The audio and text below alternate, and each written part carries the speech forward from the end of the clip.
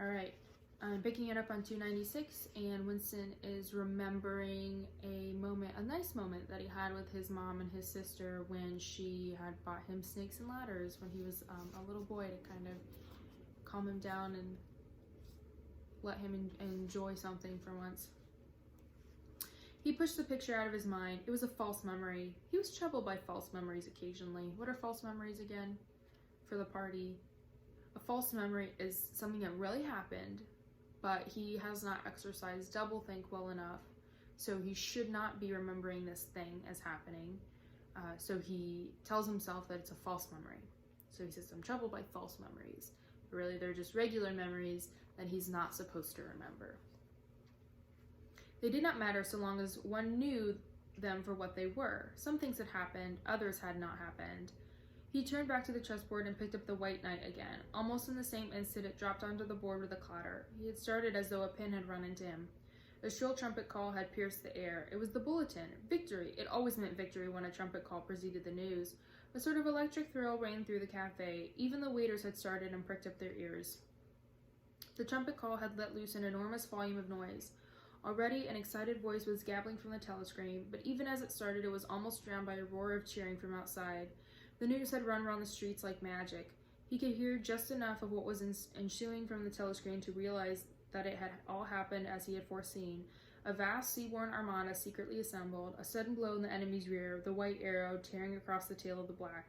Fragments of triumphant phrases pushed themselves through the din. Fast strategic maneuver, perfect coordination, utter rout, 500,000 prisoners, complete demoralization, control of the whole of Africa, bring the war with measurable distance of its end, victory, greatest victory in human history, victory, victory, victory. Under the table, Winston's feet made convulsive movements. He had not stirred from his seat, but in his mind he was running, swiftly running. He was with the crowds outside, cheering himself deaf. He looked up again at the portrait of Big Brother, the colossus that bestrode the world, the rock against which the hordes of Asia dashed themselves in vain. He thought how 10 minutes ago, yes, only 10 minutes, there had been equivocation in his heart as he wondered whether the news from the front would be a victory or defeat. It was more than a Eurasian army that had perished. Much had changed in him since the first day in the Ministry of Love, but the final, indispensable healing change had never happened until this moment. What's the indispensable healing change? We know this. The final straw. We're about to hear it. The voice from the telescreen was still pouring forth its tale of prisoners and booty and slaughter, but the shouting outside had died down a little. The waiters were turning back to their work. One of them approached with a gin bottle. Winston, sitting in a blissful dream, paid no attention as his glass was filled up. He was not running or cheering any longer. He was back in the Ministry of Love, with everything forgiven, his soul white as snow. He was in the public dock, confessing everything, implicating everybody. He was walking down the white-tiled corridor with the feeling of walking in sunlight and an armed guard at his back. The long hoped-for bullet was entering his brain. He gazed up at the enormous face. 40 years it had taken him to learn what kind of smile was hidden behind the dark mustache. Oh, cruel, needless misunderstanding. Oh, stubborn, self-willed exile from the loving breast. 2 gin-scented tears trickled down the sides of his nose. But it was all right. Everything was all right. The struggle was finished. He had won the victory over himself. He loved Big Brother.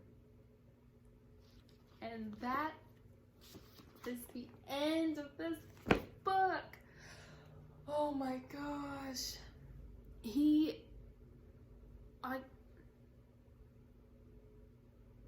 I still, when I read it, even though I've read this book before, I always wish that it didn't end that way, because I think we as readers want Winston to have that final moment where he is going to die and the hatred of Big Brother wells up inside him, and he feels this victory. Because remember, when he's in the ministry, he says that they can't make him love Big Brother.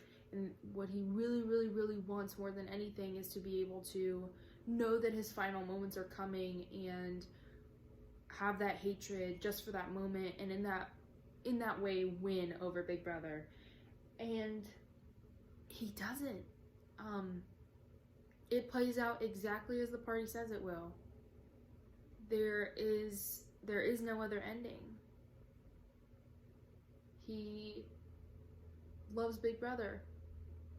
And that line, he had finally won the victory over himself, really hits too, because that was something that O'Brien talked about, was that, you know, he could be cured as fast as he wanted, but he had to wait.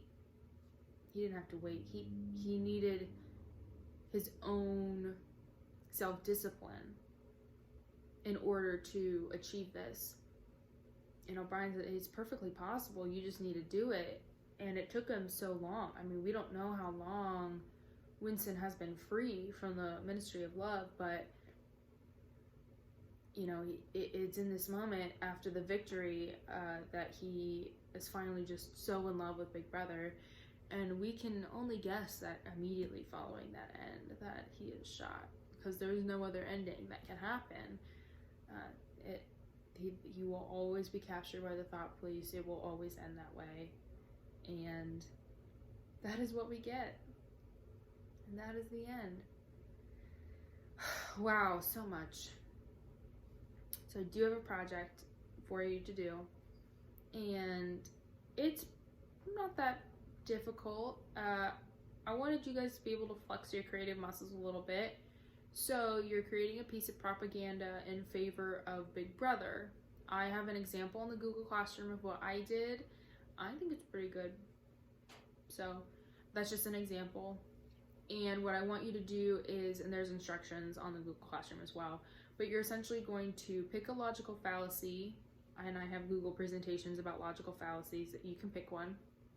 And I want you to use ethos, pathos, and logos. And if you're having trouble remembering what those are, it's in the Google presentation as well to remind you. And use a bunch of colors and images and things like that. And then you're just going to write a quick excerpt about the choices that you made and why. I just want to hear about I chose the color red because red is closely associated with like hatred and very strong emotions, but also communism, and that's kind of the idea that we get from this book. So I wanted that to be the forefront of my example, was that color. And I just talked about that, and I used the bandwagon fallacy, which you're not allowed to use because it's the easiest. I want you guys to try a little bit, but you'll see all those things in my example, and that isn't due for a little bit, so you have some time to work on that. I know this book was difficult to read in this setting, and I just want to tell you guys that I really appreciate you and all the work that you're doing. And moving on to something else now. So we did it. We got through it. Yay! And email me with questions, and I will see you guys later.